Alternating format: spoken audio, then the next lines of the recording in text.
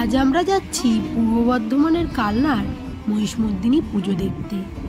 প্রথমেই ট্রেনে করে চলে আসলাম শান্তিপুর স্টেশন। সেখান থেকে দাদার বাইকে করে চলে যাচ্ছি কালনা ঘাটে।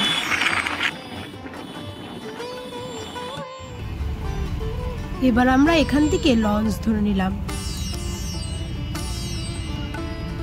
1764 থেকে 68 সালে ঈশ্বরী প্রসাদ পাল চৌধুরী তিনি স্বপ্নাদেশ পেয়ে ভাগীরথীতে একটি কাঠের পাটাতন দেখেন।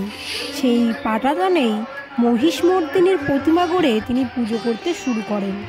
তখন থেকে এই পুজোর প্রচলন শুরু হয়। পুরো পশ্চিমবঙ্গে এইখানেই খালি এই মহিষমর্দিনী মায়ের পুজো করা হয়। দেখো কত লোকের সমাগম হয়েছে।